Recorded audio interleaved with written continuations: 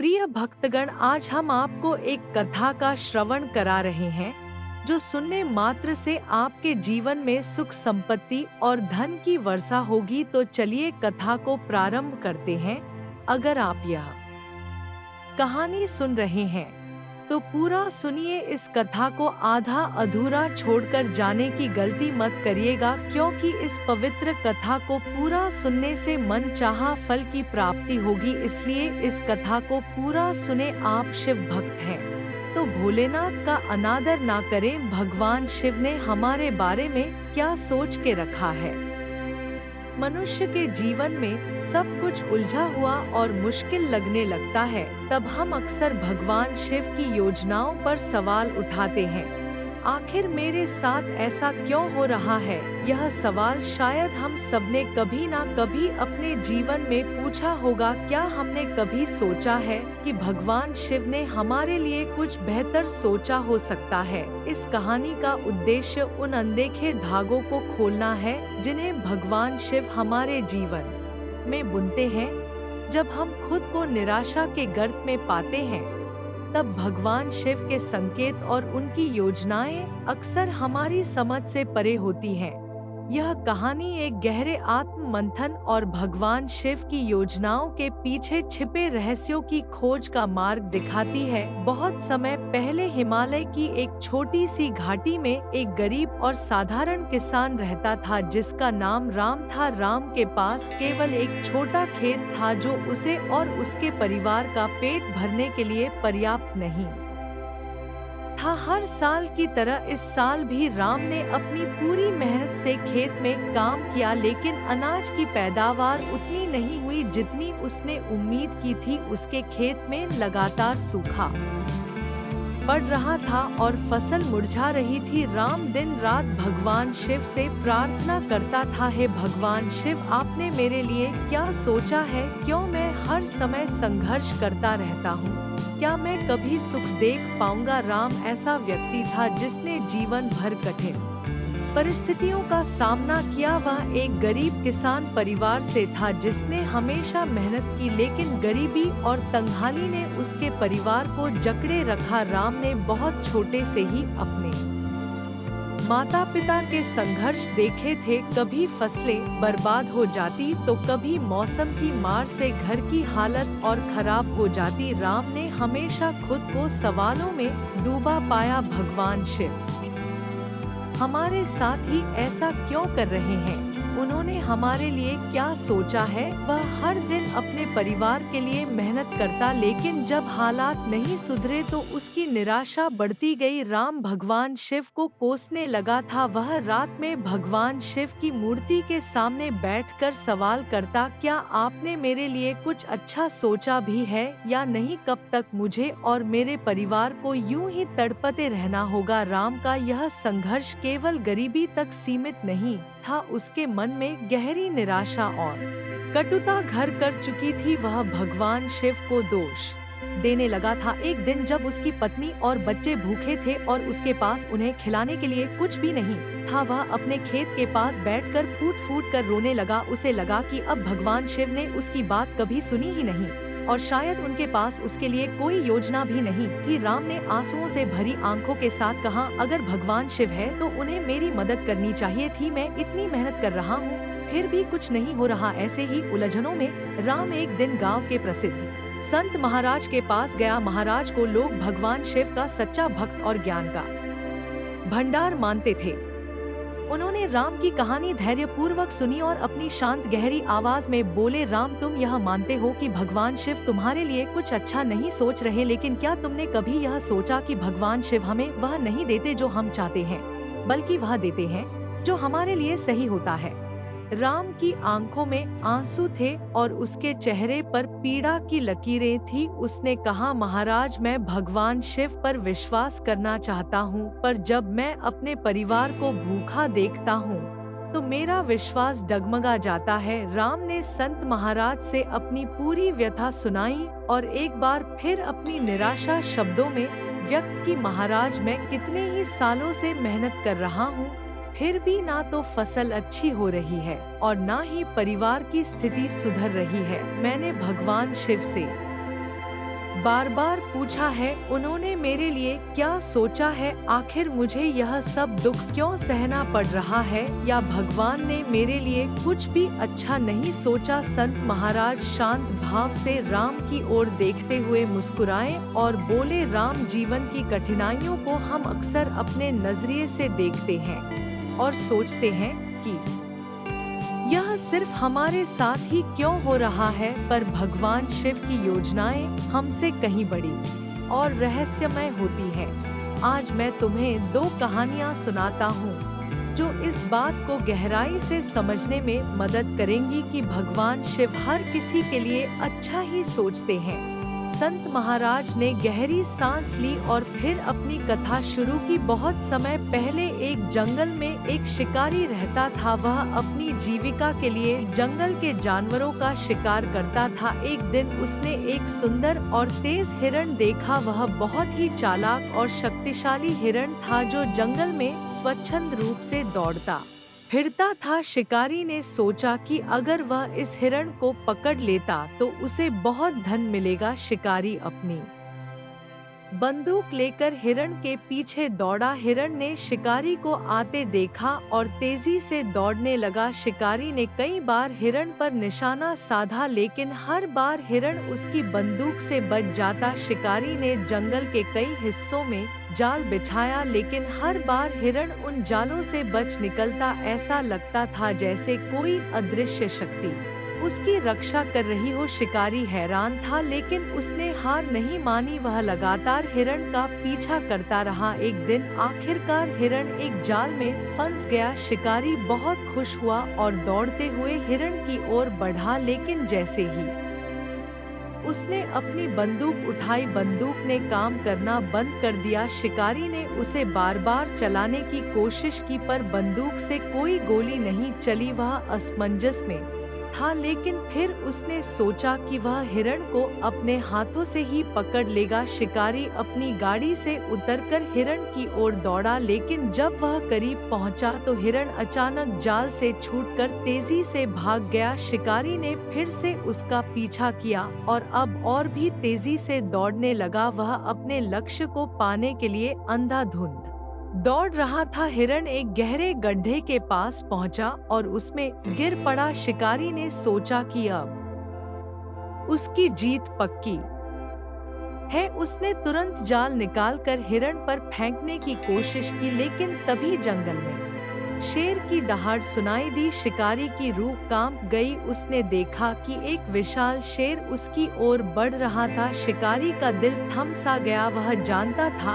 अब अगर उसने हिरण को पकड़ा तो शेर उसे नहीं छोड़ेगा। संत महाराज ने एक लंबा विराम लिया और फिर बोले, शिकारी ने जान बचाने के लिए हिरण को वहीं छोड़ दिया और भाग खड़ा हुआ। उसे समझ आ गया कि प्रकृति और भगवान शिव की योजना उसके नियंत्रण से कहीं बाहर थी। वह कितना भी कोशिश करे, जब भगवान शिव किसी की रक्षा करने का निश्चय करते हैं तो उसे कोई नुकसान नहीं पहुंचा सकता। राम यह कहानी सुनकर मंत्र मुग्ध हो गया। उसकी आंखों में चमक और दिल में कुछ हल्कापन महसूस हुआ, पर उसकी जिज्ञासा और भी बढ़ गई। उसने कहा, महाराज, यह कहानी सचमुच अद्भुत थी, पर क्या यह मेरे जीवन से जुड़ती है? संत महाराज ने राम की ओर देखते हुए कहा, बिल्कुल बेटा, जीवन में कई बार ऐसा होता है कि हम यह नहीं समझ पाते कि भगवान शिव हमारे लिए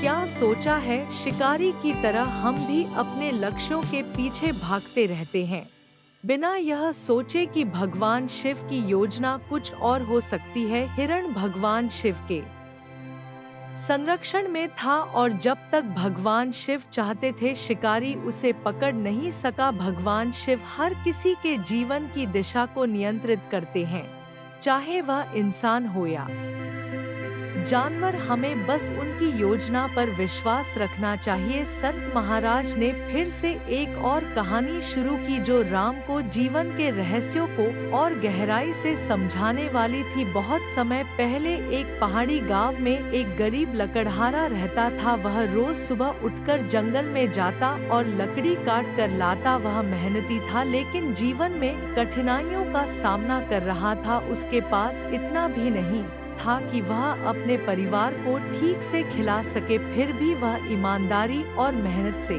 काम करता था और भगवान शिव पर विश्वास रखता था। एक दिन जब वह जंगल में लकड़ी काट रहा था, उसने एक विशालकाय सांप देखा। सांप किसी प्रकार के जाल में फंसा हुआ था और छटपटा रहा था। लकड़हारा डर गया लेकिन उसने सोचा कि अगर उसने सांप की मदद की तो शायद वह उसे नुकसान ना पहुंचाए। लकड़हारा सावधानी से सांप के पास गया और जाल को काटकर उसे मुक्त कर दिया। सांप ने अपनी विशाल आंखों से लकड़हारे को देखा और कहा, तुमने मेरी जान बचाई है, मैं तुम्हें इसके बदले कुछ देना चाहता हूँ।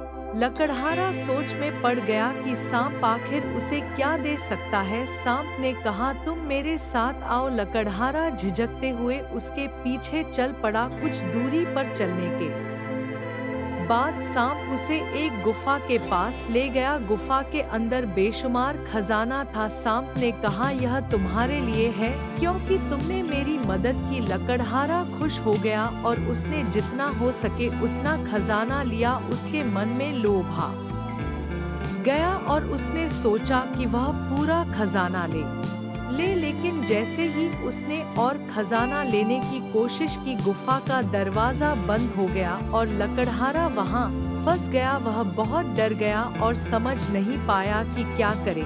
सांप ने बाहर से कहा, तुमने अपनी मदद से ज्यादा लोभ किया। भगवान शिव ने तुम्हें जितना दिया वह तुम्हारे लिए पर्याप्त था, पर लोभ तुम्हें विनाश की ओर ले जाता है। लकड़हारे ने अपनी गलती समझी और भगवान शिव से क्षमा मांगी। कुछ समय बाद दरवाजा खुल गया लेकिन तब तक लकड़हारे ने यह सीख लिया था कि भगवान शिव जो देते हैं वही हमारे लिए सही होता है। हमें ज्यादा की लालसा नहीं करनी चाहिए। संत महाराज ने कहानी समाप्त की और राम की आंखों में झांकते हुए कहा, राम, यह कहानी भी तुम्हारे जीवन के लिए एक संदेश है। भगवान शिव तुम्हें जो देते हैं उसमें संतोष का होना चाहिए। तुम्हारे पास अब कम हो सकता है, पर भगवान शिव ने तुम्हारे लिए कुछ अच्छा जरूर रखा है। हमें बस उनके समय और योजनाओं का इंतजार करना चाहिए। राम ने गहरी सांस ली और महसूस किया कि उसकी सारी चिंताएं कम हो गई हैं। धीरे धीरे कम हो रही थी। उसने संत महाराज की बातों को दिल से लगा लिया। अब उसे समझ में आ गया कि भगवान शिव हर किसी के लिए अच्छा ही सोचते हैं, भले ही हमें वह समझ में न आए। उसने अब से अपने जीवन में आने वाली हर परिस्थिति को धैर्य और विश्वास के साथ स्वीकार करने का निर्णय लिया। राम ने संत महाराज की कहानियाँ सुनने के बाद गहरी सांस ली, पर उसके मन में अब भी कुछ सवाल थे। उसने थोड़ा हिचकिचाते हुए कहा, महाराज, आपकी कहानियाँ बहुत प्रेरणादायक है, लेकिन क्या सचमुच ऐसा होता है मेरे जीवन में?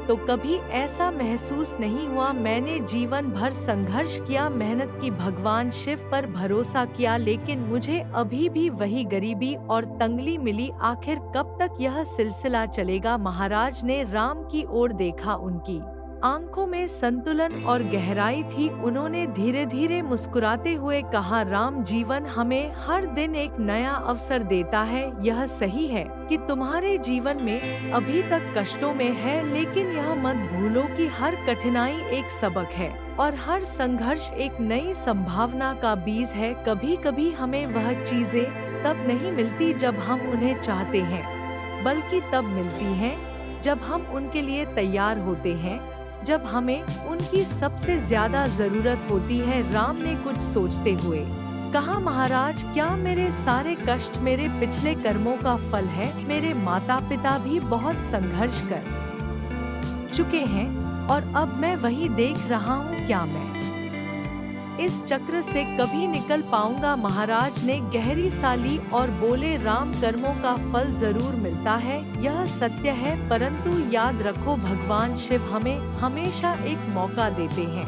हमारे पास हमेशा वर्तमान का क्षण होता है। यदि तुम आज सही दिशा में कदम उठाओगे तो भविष्य में तुम्हारे लिए नए रास्ते खुलेंगे। हर परिस्थिति भगवान शिव की योजना का एक हिस्सा है, जिसे समझना हमारे लिए मुश्किल हो सकता है, लेकिन इसका परिणाम हमेशा बेहतर होता है। राम ने अपनी पीड़ा को व्यक्त करते हुए कहा, महाराज, क्या भगवान शिव मेरे दुख को देख रहे हैं? क्या उन्होंने मेरे लिए कोई बेहतर योजना बनाई है? मुझे ऐसा क्यों लगता है कि मैंने बहुत कुछ खो दिया है? महाराज ने राम की ओर देखते हुए कहा, राम, एक बात समझ लो, भगवान शिव तुम्हारी हर पीड़ा को देख रहे हैं। वे तुम्हारी मेहनत को भी देख रहे हैं, परंतु वे जानते हैं कि कब और कैसे तुम्हें तुम्हारी मेहनत का फल देना है। वे हमें परीक्षा में डालते हैं ताकि हम और भी मजबूत बन सके। हर व्यक्ति के जीवन में एक ऐसा मोड़ आता है जब उसे महसूस होता है कि जो हुआ वह उसकी भलाई के लिए हुआ, लेकिन यह मोड़ केवल उन्हीं को दिखाई देता है जो धैर्य और विश्वास रखते हैं। राम ने धीरे से कहा, महाराज, जब मेरे माता पिता ने इस दुनिया को अलविदा कहा तो मैंने भगवान शिव से यही सवाल पूछा था कि आखिर क्यों उन्होंने मुझे अकेला छोड़ दिया। मेरे पास परिवार था, फिर भी मैं इतना अकेला महसूस करता हूँ। गरीबी ने मेरे आत्मविश्वास को चकनाचूर कर दिया। क्या मेरे लिए भी कोई अच्छी योजना हो सकती है? संत महाराज ने अपनी शांत आवाज में कहा, राम, हम में से हर व्यक्ति किसी न किसी संघर्ष से गुजरता है। जब भगवान शिव हमें कठिनाइयों से गुजरने देते हैं तो वह हमें केवल उन कठिनाइयों में अकेला छोड़ने के लिए नहीं करते, क्योंकि वे चाहते हैं कि हम उस संघर्ष से कुछ सीखें। तुम्हारे माता पिता का जाना तुम्हारे जीवन में एक बहुत बड़ा आघात था और यह स्वाभाविक है कि तुमने भगवान शिव से सवाल पूछे, परंतु याद रखो राम, यह समय भी बीत जाएगा। तुमने जीवन में जो कुछ खोया है वह केवल तुम्हारे लिए एक नई शुरुआत का संकेत है। राम ने भावुक होकर पूछा, महाराज, क्या मुझे भगवान शिव से माफी मांगनी चाहिए? मैंने उन्हें बहुत बार दोष दिया है, उन्हें कोसा है। महाराज मुस्कुराए और बोले, राम, भगवान शिव के दिल में केवल प्रेम है, उन्हें माफी मांगने की जरूरत नहीं है। वे हमारे दिलों को समझते हैं। जब हम निराश होते हैं, दुखी होते हैं, तब भी वे हमें माफ कर देते हैं। तुम्हारा उन्हें दोष देना एक मानवीय प्रतिक्रिया है और भगवान शिव उसे समझते हैं। लेकिन अब जब तुम्हें एहसास हो गया है तो भगवान शिव से अपने दिल की बात करो। उन्हें बताओ कि तुमने जो सीखा है उसे अब अपनाना चाहते हो। राम ने गुरुजी की बातें सुनकर खुद को शांत महसूस किया। उसने महसूस किया कि उसका संघर्ष केवल उसकी परीक्षा थी और भगवान शिव ने उसके लिए भी कुछ अच्छा सोच रखा है। उसने संत महाराज से कहा, महाराज, आपकी कहानियों और आपकी बातें मेरे दिल को छू गई हैं। अब मैं समझता हूँ कि मेरे जीवन में जो कुछ भी हुआ है वह भगवान शिव की योजना का हिस्सा है। मुझे धैर्य और विश्वास रखना होगा। महाराज ने मुस्कुराते हुए कहा, राम, यह तुम्हारी पहली बार है जब हम भगवान शिव पर भरोसा करना शुरू करते हैं तो जीवन में सब कुछ बदल जाता है। अब तुम यह जान लो कि भगवान शिव तुम्हारे हर कदम पर तुम्हारे साथ है। तुम जो भी करते हो उसमें उनका आशीर्वाद है, परंतु याद रखो तुम्हें अपनी मेहनत कभी नहीं छोड़नी है। तुम्हें अपने प्रयास से भगवान शिव का मार्ग देखना है। राम संत महाराज के चरणों में झुकते हुए कहा, महाराज, आपने मेरी आंखें खोल दी। अब मैं अपने जीवन को एक नई दृष्टि से देखूंगा। भगवान शिव की और उनकी योजनाएं मेरी समझ से परे हैं, पर अब मैं विश्वास रखूंगा कि जो भी हो रहा है वह उनके आशीर्वाद से हो रहा है, वह मेरे लिए सही होगा। महाराज ने आशीर्वाद देते हुए कहा, राम भगवान शिव ने तुम्हारे लिए कुछ बहुत अच्छा सोच रखा है, बस धैर्य और विश्वास रखो, हर कठिनाई के बाद सफलता तुम्हारी होगी। राम ने संत महाराज को धन्यवाद कहा और एक नई ऊर्जा के साथ अपने जीवन को जीने का संकल्प लिया। अब वह जानता था कि भगवान शिव उसके लिए भी कुछ अच्छा सोच रहे हैं और जब सही समय आएगा उसे वह मिलेगा जो उसके लिए सबसे अच्छा होगा। राम की कहानी हमें यह सिखाती है कि जीवन में चाहे जितनी भी कठिनाइयां आए, हमें भगवान शिव पर भरोसा करना नहीं छोड़ना चाहिए। भगवान शिव ने हर किसी के लिए कुछ अच्छी योजना बनाई है, हमें बस धैर्य, विश्वास और मेहनत से अपने रास्ते पर चलते रहना चाहिए। जब सही समय आएगा भगवान शिव हमें वही देंगे जो हमारे लिए सही और उचित है। इस वीडियो को बोलते समय कोई त्रुटि हो तो मैं क्षमा चाहती हूँ। उम्मीद है आप सभी को यह वीडियो अच्छी लगी होगी। अगर आप शिव के सच्चे भक्त हैं तो कमेंट में हर हर महादेव जरूर लिखें।